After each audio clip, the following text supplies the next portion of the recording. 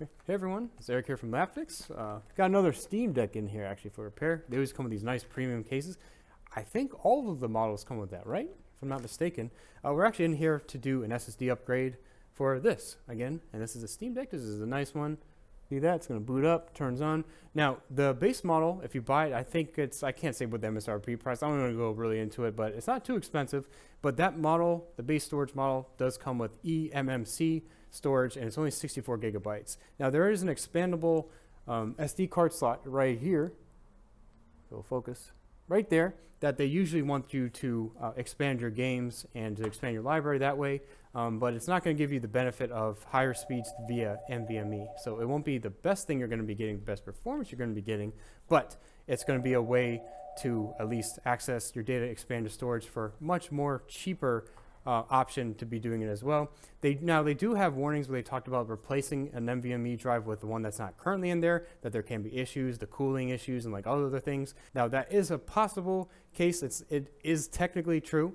And we don't really want to go into that too much for it because we're just going to be showing you how to replace your NVMe SSD in there. Now, with these NVMe SSDs, you have to get a certain one. You can't just get any type of NVMe SSDs like you'll see the longer ones that are for typical laptops. You have to get one of this storage size. Now, this size is still an M.2 interface, and it's NVMe interface, but it is the M2230 NVMe M.2 size. That's what it is. So I believe it's just M.2 2230 NVMe drive. You can get them. This one's only, it's not too big. I think it says it's 512 gig.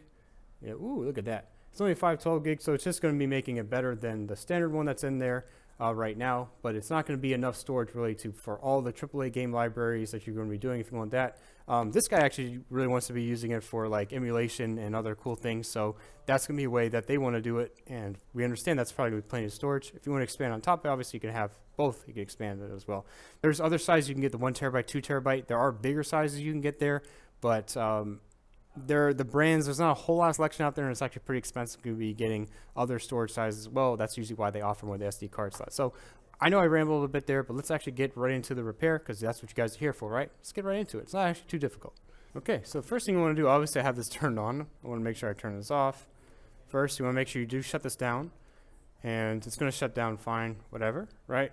And we're going to be putting it on the side. It's not going to be totally flat there. I should probably get a screwdriver, or I just need a regular Phillips screwdriver. I didn't have one ready, or I had one that was a little bit too big.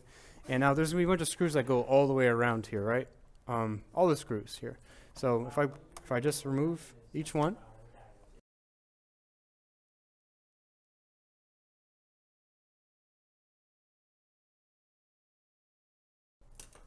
Okay, now I do believe that is it because there wasn't a whole lot there. Now what I want to do is I want to remove the shell casing, and then the shell casing is usually about up here, right? There's a little hole here. This is actually going to give me at least some confidence is here. You could probably get like a piece of plastic. I'd probably more just get like some type of wedge tool or something. Probably something like this might actually be good. You might be able to just get it, slide in here, go on the side. So here, and then once we got a little slit in here, we can just pop this up across, and it's starting. There's latches here, it's plastic latches, so we can actually just go around a little more. Looks like it's still a little bit tight on there, but we have a gap now, which is good. We're just going to work our way around here. You just pop this up. You see now it's starting to really come. We're just going to keep following the direction here.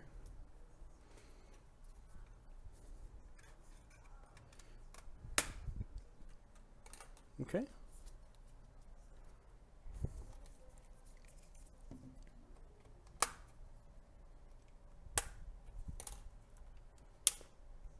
Okay, and now once we get all that out, this actually does come up, and we are presented with this here.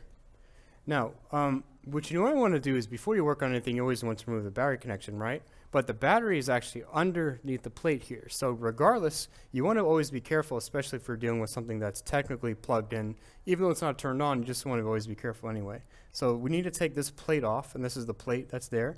Maybe the client did actually open this up before, and they tried to do it, and they had a problem. I think that's probably why they're here.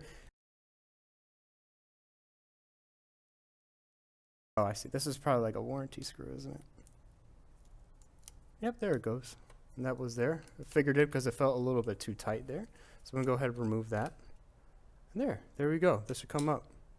Now, before we do anything else, and this is the most important thing, and any type of, obviously, since we're a tech shop, we're going to be very, very careful to be on top of this, is you always want to remove the battery connection here. So you just want to put your fingernail, whoops, you just want to get your fingernail here, and then you can kind of use the rest of it. I would try to get a little bit started first, then you can just get the rest of it to pull out, because that's why this cable is here in the first place. It will be very easy to damage this cable, so we definitely want to make sure that we don't do that. And just lift it out enough where it should just come up just like that. And see, now it's actually totally out and we're fine, and we're able to work on this very safely. So now what we're going to be doing is we're just going to be removing this, because this is where the SSD is. This is in the Wi-Fi card connection. This is actually the SSD here. And we're going to be removing that. And it looks like actually underneath here it does have the Wi-Fi card connection, but they want to make sure they keep that separately.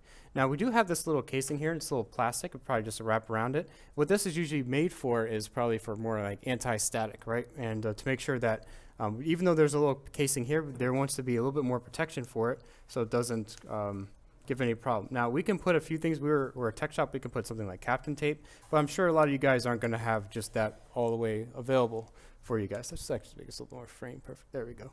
So let's go ahead and let's put this, just take this off, and we're going to see what we have in there, because I know this says eMMC storage, which is usually like internal. Usually it's soldered, especially on other ones. But it says 4C is eMMC drive, and this again is an NVMe drive. Now you'll probably notice something too, is that this does look a little bit different than the drive that we have on the side here. Even though this is still the same type of form factor we're going to be getting as M.2. Usually you see these shapes more in a SATA connection. They could still be an NVMe, but you usually do see them more in a SATA connection where they do divide the lines there. But it's going to work the same because we just really care about the one slit there.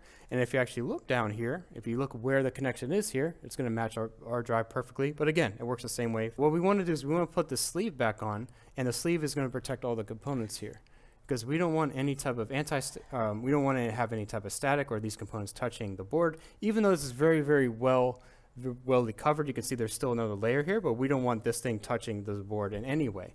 But the reason it's here, look, if it's been engineered this way, we don't want to question the engineers at Valve, and we just want to make sure we put this back correctly. So I'm going to be putting it like this, and it looks to be covered. This whole piece looks to be covered pretty well.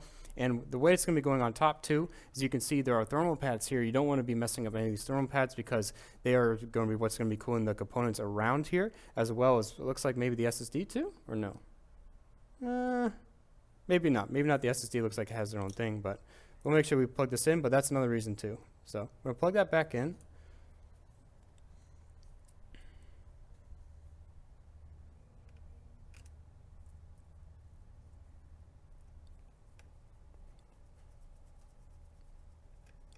Now we're going to be here, and it does look like that maybe this was a little bit stripped there, and that is, yep, you named it. It looks like somebody opened it. Obviously it was open before, so it makes it even more clear. Now you don't want to be damaging or messing around any other cables there. Now you want to be careful with this too, because this is very important and dangerous too, because you're plugging back in a device and you saw that light just actually went back on there. So we want to make sure this is fully plugged in, and we won't be touching anything else here. We want to leave this alone, because we have the processor, we have RAM, we have lots of very important things going on here, and we want to make sure that we actually do this okay. So now we're basically going to be doing the steps in reverse. Once you have all your screws, just put this back on. Then we will clamp this. You want to be careful, don't want to damage the screen. I stopped in here last week, okay. And I was hoping that you guys could just look at it and open it. Oh, right, okay, yeah. And then I could bring it back when the part is in, but I guess you have to take it apart to see like exactly what the problem is. I think I remember explaining to you, it might not be the thing itself, but again, we take a look at it. Okay. Okay, yeah. So I took it home over the weekend, I did all the stuff I needed to do on it, and then now. Okay, it's all clamped. Want to make sure all the edges are perfect. Looks perfect, right? Looks good. Now we can put in the rest of our screws.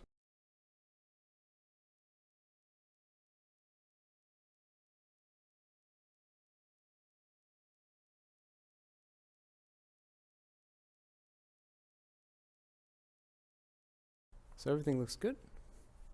Each side, all the screws are in. Nice solid device. But wait, we're done with it, but now what? What is this? It shows default boot device missing or drive failed. Use insert recovery media. So wait, but shouldn't this just work? Oh, no. it's not going to just work because when you replace the SSD, you also did replace the operating system, you replace everything, all the contents that were on the drive. Now, what you need to do from here is after you do any type of upgrade for an SSD, you need to reload the OS, the firmware, all those other things. So we actually made a video. We actually made a video on that recently. I'm going to go link you to that one there. That'll actually make sure that this thing is totally clean, totally good. If you guys already know how to do that, definitely good. Kudos to you. It's actually not too difficult. I made a very easy tutorial video, step by step. So there's no way you can mess it up, right? But watch that video too. I'll link it right here, and you guys can go ahead and check that out. But anyways, guys, I hope you guys will watch this video on replacing the SSD on a Steam Deck. If you did, please leave a like. Really does help us a lot.